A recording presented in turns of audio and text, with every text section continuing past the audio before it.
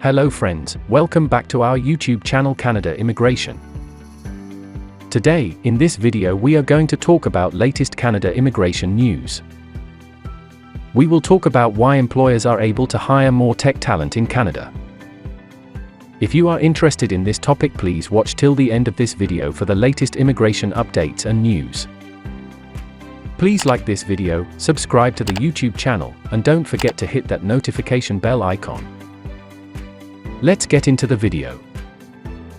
Canada has a number of work permits and permanent residency options to support the hiring of foreign talent in tech. Canadian tech employers continue to face labor shortages as the tech sector continues to grow despite the pandemic.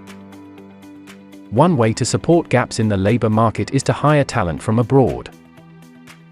The shortage of qualified workers in Canada was the crux of the Council of Canadian Innovators' recent call for the federal government to pilot a new visa that would allow tech workers to come to Canada without a job offer. Recognizing the importance of the tech sector to the economy, federal and provincial governments offer a host of options to employers seeking to recruit tech talent. Here are some options your company can explore pursuing. Now we will talk about the Global Talent Stream in Canada. The Global Talent Stream is designed to process 80% of applications in 2 weeks or less. Canadian employers can use it to onboard foreign staff without delay. In order to take advantage of this fast-track work permit, employers must fall under Category A or B. Category A is for companies that have gotten approval from a referral partner. These referral partners are oftentimes local, governmental or semi-governmental agencies that are mandated to support local economies. Category B is for employers who are looking for certain skilled workers whose occupations can be found on the Global Talent Occupations list. Some of the eligible occupations include computer engineers, software engineers, and designers, as well as information systems analysts and consultants. Employers in both categories are required to meet conditions relating to the payment of skilled workers. Foreign workers hired through the GTS must be paid at the prevailing wage or higher. The prevailing wage is the highest of either. 1. The median wage for the occupation on the Government of Canada's Job Bank. 2. The wage within the range an employer pays current employees in the same position at the same location, with the same skills and experience, or 3. The minimum wage floor as defined in the Global Talent Occupations list, if applicable. Now let's talk about Canada, United States, Mexico.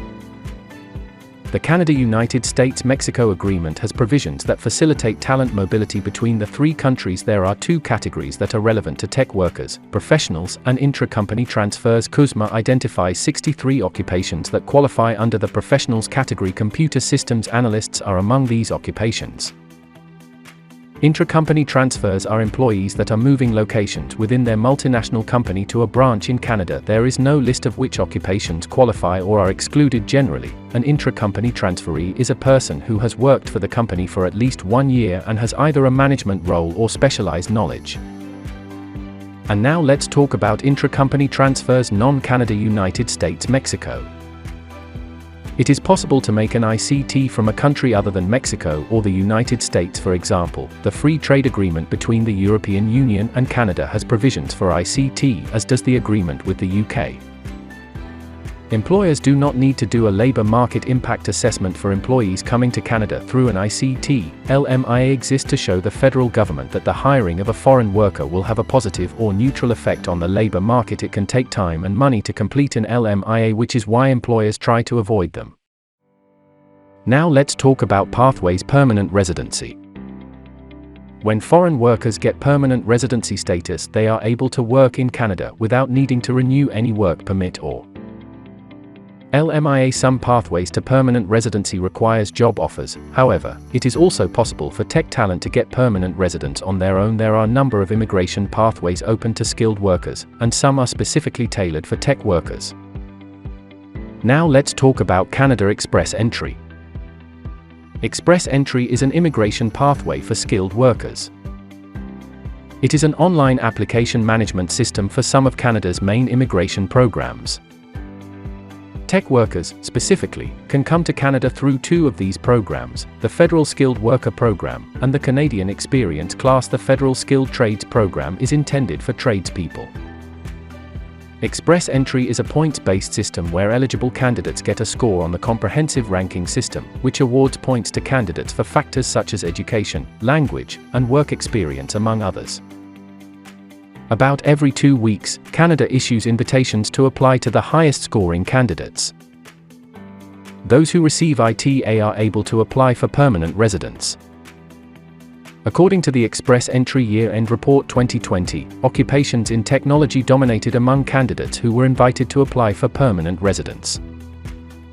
Express Entry draws for FSWP and CEC candidates are temporarily paused, due to the backlog in applications created during the pandemic. Immigration Minister Sean Fraser has said that Express Entry draws for these candidates will resume in July.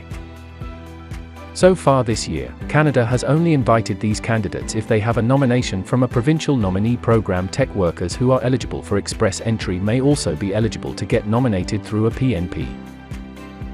Provincial immigration for tech workers. Canadian provinces are able to support immigration applications for permanent residency. Quebec operates its own immigration system. Most other provinces and territories, except for Nunavut, have provincial nominee programs that allow them to nominate candidates through the Express Entry system or through their own base programs. The following are just a few select provincial programs available to tech workers. There are more than 100 economic class immigration streams. Technology professionals may be eligible for more programs that are not specific to tech workers. Now let's talk about Alberta Accelerated Tech Pathway. Alberta's Accelerated Tech Pathway offers an expedited provincial nomination option to eligible Express Entry candidates. The Alberta Advantage Immigration Program launched this stream in January 2022. In order to get the expedited processing under this pathway, candidates need to meet the eligibility criteria for the Alberta Express Entry stream. They need to either be currently working in Alberta or have a job offer in one of 23 eligible occupations. Some examples of these occupations include graphic designers and illustrators, mechanical engineers, and user support technicians. Express Entry candidates can apply for this program online to the Alberta Immigrant Nominee Program. Now let's talk about the British Columbia Tech.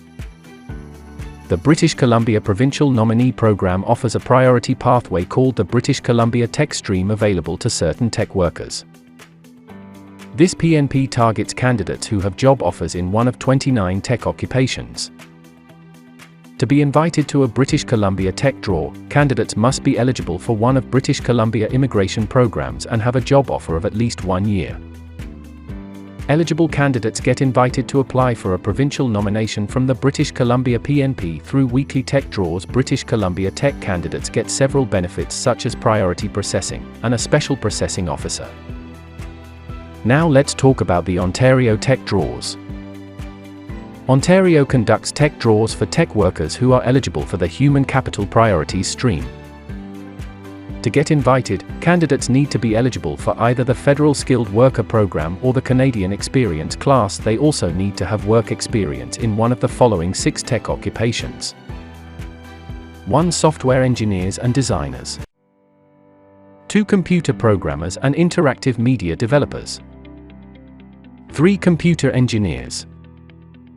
4. Web designers and developers. 5. Database analysts and data administrators, and 6. Computer and information systems managers. Quebec Immigration Program for workers in artificial intelligence, information technology, and visual effects sectors. Quebec launched this immigration pilot in April 2021 in an effort to grow its tech sector. The pilot has 2 streams. Now we will talk about the artificial intelligence. Within this stream are 2 sub-streams, one for people who graduated from a Quebec college or university, and one for workers trained abroad. The Quebec sub-graduate stream requires applicants to have experience and a job offer. The foreign workers sub-stream does not require a job offer. In some cases both demand that applicants have relevant education that is comparable to a Quebec bachelor's degree at the least. Information technology and visual effects. Tech workers applying for this program must have worked for at least 2 out of the last 5 years in one of 10 occupations. Candidates also need to have an ongoing job or new job offer in their field and prove they have at least the equivalent of a Quebec Technical Studies diploma or bachelor's degree. Both streams have two further divisions. One is for francophones, and one for non-francophones. A person who applies under the francophone category must show that they have advanced intermediate knowledge of French. The non-francophone stream does not have such a requirement. And we talk at the end of the Saskatchewan Tech Talent Pathway.